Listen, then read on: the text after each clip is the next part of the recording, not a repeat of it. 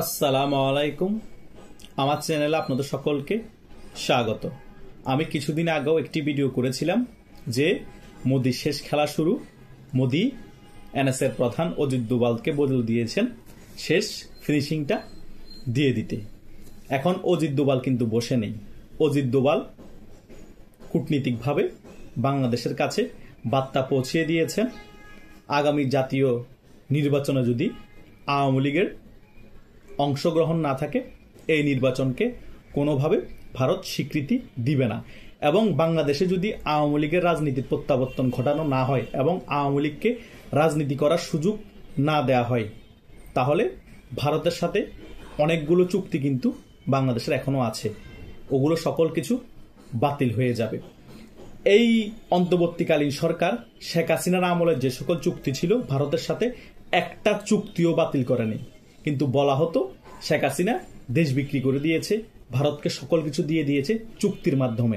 তাহলে ভারতকে যদি দেশই বিক্রি করে দিত, ভারতের কাছে যদি সকল কিছু দিয়ে দিত, তাহলে এই এক বছর তো ডক্টর সরকার ক্ষমতায় ছিল, তাহলে ভারতের সাথে ওই চুক্তিগুলো কেন বাতিল করে নাই? তার মানে শেখ হাসিনা দেশও বিক্রি করে নাই, শেখ হাসিনা ভারতকে ওই রকম কিছু দিয়েও দেয়নি। দেশের স্বার্থের কারণে ওই চুক্তিগুলো করা হয়েছিল, একমাত্র শেখ হাসিনাকে জনগণের কাছে কালার করার জন্য, জনগণের কাছে শেখ হাসিনাকে ভিলেন বানানোর জন্য একটা মোটিভ তৈরি করে অ্যান্টি সেন্টিমেন্ট তৈরি করার জন্য ওই রাজনীতিটা করা হয়েছিল। সেটা কিন্তু এই ডক্টর সরকারের শাসন আমলে প্রমাণিত হয়ে গিয়েছে। কিন্তু এখন ওই সকল চুক্তিও ভারত বাতিল করবে, এক্সপোর্ট ইম্পোর্ট সকল কিছু বন্ধ করে দেওয়া হবে। অনেক আগে থেকে এটার পরিকল্পনা চলছে, কিন্তু এখন দেখতে পাচ্ছে এক বছর পেরিয়ে যাওয়ার পরও ডক্টর ইউনূস কোনো কথাই শুনছে না, বরং ডক্টর ইউনূস ভারতকে স্যাপ দিয়ে বগা ধরার জন্য মাঝে মধ্যে ইলিশ পাঠায়, মাঝে মধ্যে আম পাঠায়, মাঝে মধ্যে চাউল পাঠায়, বিভিন্ন ধরনের কিছু পাঠিয়ে জাস্ট ভারতকে কুল রাখার চেষ্টা করছে। কুল রেখে কোনো রকমে একটা ফেব্রুয়ারি মাসে পাতানো নির্বাচন দিয়ে যে কোনো কাউকে ক্ষমতা বুঝিয়ে দেওয়ার চেষ্টা করছে। এইদিকে আসিফ নজরুল আজকে আবার বলা শুরু করে দিয়েছে যে আওয়ামী লীগের রাজনীতি সচল হওয়ার কোনো সুযোগ নেই এবং ভবিষ্যতে সচল হতে পারবে না। তাদের উপদেষ্টা বলে বিদেশে গিয়ে একটা, আবার আইন উপদেষ্টা দেশে সংবাদ সম্মেলনে এসে বলে আরেকটা। এ হচ্ছে তো তাদের উপদেষ্টা পরিষদ।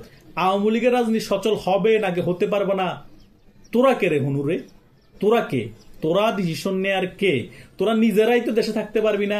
আগামীতে নির্বাচনের পরে কোনো সরকার আসলে তোদের দুর্নীতি যখন সকল কিছু জনসম্মুখে চলে আসবে, তোরা কোথা থেকে কত টাকা খাইছস, কোথায় ডিসি নিয়োগে বাণিজ্য করছস, কোথায় চাঁদাবাজি করছস, কোথায় মবের নেতৃত্ব দিছস, সকল কিছুর জন্য তোরা নিজেরাই জেলে থাকবি, না হলে বিদেশ পালাবি। আর তোরা ডিসিশন নিচ্ছস আওয়ামী লীগের রাজনীতি সচল হবে নাকি হবে না, ভবিষ্যতে হবে নাকি হবে না।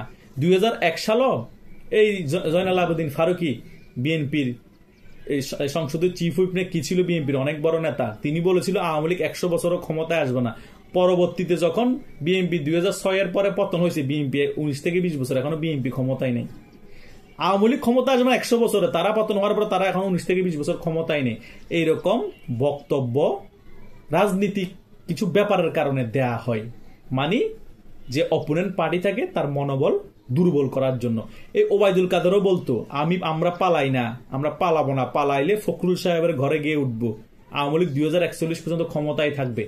তার কিছুদিন পরেই কিন্তু আওয়ামী লীগ পতন হয়ে গিয়েছে এবং ফখরুল সাহেবের বাসায় তো ওবায়দুল কাদের উঠে নাই, বরং কোন কোন জায়গায় উঠছে তিনি টকশোর মধ্যে এসে কথাগুলো বলেছে, বিদেশ কিভাবে পালিয়ে গিয়েছে 2 মাস 3 মাস পরে। তাই রাজনীতিতে পতন হওয়ার 1 মাস আগেও তারা বলতে থাকবে আওয়ামী লীগ 100 বছর ক্ষমতায় আসবে না, আওয়ামী লীগ 200 বছর ক্ষমতায় আসবে না, আওয়ামী লীগের রাজনীতি সচল করা হবে না, আওয়ামী লীগের কবর রচনা হয়েছে। কিন্তু 1 মাস পরে দেখবেন তাদের পতন হয়ে গিয়েছে। তারা নিজেরাই দেশে থাকতে পারতেছে না, তাদের নিজেদেরই কবর রচনা হয়ে গিয়েছে। কথা বুঝেন নাই? রাজনৈতিক বক্তব্যকে আপনারা এত সিরিয়াসলি নিয়ে আরো কিছু নেই, এত মনোযোগ দিয়ে আপনারা গুরুত্ব দেওয়ার কিছু নেই। রাজনীতির বক্তব্য হচ্ছে রাজনৈতিক ফিল্ডের কারণে দেওয়া হয় ওই অপোনেন্ট দলের, যাতে মনোবল দুর্বল থাকে। এটাই হচ্ছে বাস্তবতা। কিন্তু গ্রাউন্ড রিয়েলিটি ভিন্ন, দেশের পরিস্থিতি ভিন্ন। দেশের পরিস্থিতিতে আওয়ামী লীগের জয়গান চলছে। জনগণ এখন মিডিয়াতে আসতে শুরু করে দিয়েছে, বলতে শুরু করে দিয়েছে আমরা আগেই ভালো ছিলাম, আমরা শেখ হাসিনাকে চাই। এটা ভয় আরো ভাঙতে শুরু করবে জনগণের। জনগণ তখন বিস্ফোরিত হবে, তখন আর কেউ দমাতে পারবে না। বিএনপি, জামাত, ডক্টর ইউনূস সকলে একত্রিত হলেও দমাতে পারবে না। বাধ্য হয়ে আওয়ামী লীগ আবার বাংলাদেশের রাজনীতিতে উদীয়মান শক্তি হিসেবে ফিরে আসবে। এটাই বাস্তবতা, এটাই এখন গ্রাউন্ড রিয়েলিটি। জাস্ট আর কিছুদিন বাকি। তাই ডক্টর ইউনূসের বক্তব্য, আসিফ নজরুলের আজকের মিডিয়ার সামনে এসে বক্তব্য, এগুলো হচ্ছে হুদাই। তাই ইন্ডিয়া যে পদক্ষেপ নিচ্ছে সেটা কিন্তু খুব শক্তভাবে নিচ্ছে, কঠোরভাবে নিচ্ছে। বাংলাদেশকে চারদিক থেকে প্রেসারে ফেলে দিয়েছে।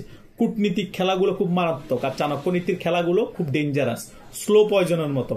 সে খুব তাড়াতাড়ি মরবে না, কিন্তু আস্তে আস্তে মারবে। তাই এই সরকারকে খুব তাড়াতাড়ি ধাক্কা দিয়ে ফেলে দিচ্ছে না, বা সামনে যে সরকার আসবে সে সরকারকে খুব তাড়াতাড়ি ধাক্কা দিয়ে ফেলে দেবে না, স্লো পয়জনের মতো গুছিয়ে ফেলে দিবে। তারপরে আওয়ামী লীগের রাজনীতি প্রতিষ্ঠা করবে, এবং আগামীতে তত্ত্বাবধায়ক সরকারের নির্বাচনকালে সরকার যে আসবে তার মাধ্যমে যেটা নির্বাচন হবে সে নির্বাচন আবার আওয়ামী লীগ ক্ষমতা আসবে। এটা 100%। এটা আগেও হয়েছে, সামনে হবে। যত চেষ্টা করা হোক সম্ভব না ভাই। ইন্ডিয়ার সাথে আমরা যদি সকল চুক্তি শেষ করে ফেলি, আমরা যদি এক্সপোর্ট ইম্পোর্ট আমাদের বন্ধ হয়ে যায়, আমরা না খেয়ে মরবো। পাকিস্তান থেকে ইট পাথর আনতে হবে, পাকিস্তান থেকে জঙ্গি আমদানি করতে হবে, উপায় নেই। কারণ আমরা হচ্ছি এমন একটা ভৌগোলিক জায়গায় অবস্থান করছি, ইন্ডিয়ার প্যাটের ভিতরে। ইন্ডিয়া ছাড়া আমাদের কোনো গতি নেই। আমরা বিশ্বের কোনো জায়গায় যেতে হলে ইন্ডিয়ার উপর দিয়ে যেতে হবে, পাকিস্তান গেলেও ইন্ডিয়ার উপর দিয়ে যেতে হবে। আর মায়ানমারের একটা সিন্ডিকেট ইন্ডিয়ার সাথে আছে, ওইখান দিয়ে ডিস্টার্ব করাবে, পার্বত্য অঞ্চল ডিস্টার্ব করাবে। কোন দিকে যাবেন রে ভাই? আর বাংলাদেশের 50% জনগণও ইন্ডিয়ার পক্ষে থাকবে, আওয়ামী লীগ সমর্থন করে। কারণ আপনার 50% জনগণ নিয়ে কি করবেন? পাকিস্তান যুদ্ধ করতে আসবে আপনাদের জন্য? আমেরিকা যুদ্ধ করতে আসবে? ইম্পসিবল। তারা নিজেরা খাইতে পায় না পাকিস্তান, তারা নিজেদের বালুচিস্তান স্বাধীনতা চাচ্ছে, তাদের অবস্থা নিজেদের খারাপ। আমেরিকা রাশিয়ার সাথে মারি খাই, ইউক্রেনের তাদের অস্ত্রমস্ত্র সব তছনছ বানায় ফেলতেছে, ইরানে ইসরায়েলকে মারি ব্যাংক বানায় ফেলতেছে। এদিকে কিম জং উন প্রতি মুহূর্তে বলতেছে আমেরিকা বেশি বাড়াবাড়ি করলে আমি পারমাণবিক বোমা মারবো। আমেরিকা নিজেরাই কোনটা আসা আছে। এদিকে চায়নাও কিন্তু বাণিজ্যিকভাবে 2030 সালের মধ্যে অর্থনীতি 1 নম্বর দেশ হিসেবে উঠে আসবে। আমেরিকা নিজের অবস্থা খারাপ। আমেরিকা কয়দিন পর দক্ষিণ এশিয়া থেকে তল্পা নিয়ে পালাবে। আপনাদেরকে সাপোর্ট দেওয়া তো পরের হিসাব। আপনারা যে কাজগুলো করতেছেন নিস্তার পাবেন না। যতই ওভার কনফিডেন্স দেখান, এই ওভার কনফিডেন্সই আপনাদের মৃত্যুর কারণ হবে। এটা 100%। আসিফ নজরুল যে বড় বড় গালবাজি করে, আমার বঙ্গবন্ধুকে নিয়ে উনি কান্দতে কান্দতে টকশোর মধ্যে চোখ ভাসায় ফেলতেন, এত বড় নেতা বাংলাদেশ আমরা পেয়েছি, কত কিছু নাই বললেন। আমি মন উজাড় করে দেশকে মানে অনেক কিছু দিতে চেষ্টা করবো যদি কখনো মন্ত্রীর পর্যায়ে যায়। উনি মন্ত্রী হওয়ার পরে দেশটা হোগা মারা সারা করে দিছে। 26 লক্ষ ভারতীয় চাকরি করে, তার কোনো ব্যাখ্যা দিতে পারে নাই। 2 লক্ষ যে কোথায় চাকরি করে তার কোনো ব্যাখ্যা দিতে পারে না। এই সকল মিথ্যাচার লোক যারা করতে পারে, এই সকল মিথ্যাবাদী যারা, তারা এখন আইন উপদেষ্টা। তো তাদের থেকে আমরা কি আশা করতে পারি? তাদের বক্তব্যতে কি আসা যায়? তারা সারাদিন মিথ্যা কথা বলে বলে আজকে এই জায়গায় আসছে, মেটিকুলাস ডিজাইনের মাধ্যমে জনগণকে ব্রেন ওয়াশ করে আজকে এই জায়গায় আসছে। তাদেরকে আমরা কোনো 2 টাকার গুরুত্ব দিতেও চাই না, তাদের বক্তব্য গুরুত্ব দিতে চাই না। কারণ তারা নিজেরাই পালাবে নির্বাচনের পরে, তারা নিজেরাই দেশে থাকবে না। কথা বুঝেন নাই? আরেকজন আনছে সংবিধান বাবা। সংবিধান বাবা নিজেই বাংলাদেশের ভোটার না, আমেরিকান নাগরিক। সংবিধান বাবা আমেরিকান নাগরিক, প্রধান উপদেষ্টা আরেক দেশের নাগরিক, বাংলাদেশের ভোটার না, জীবনে বাংলাদেশে ভোট দেয় নেই। আর আসিফ নজরুল তো আছেই আইন বাবা। আমার বাংলাদেশের মানুষকে উজাড় করে দিবে, উজাড় করে দিচ্ছে, উজাড় করে করে সাবাবাজি মিথ্যাচার করেই গেছে। তো তাদের কাছ থেকে আমরা ভালো কিছু আশা করি না।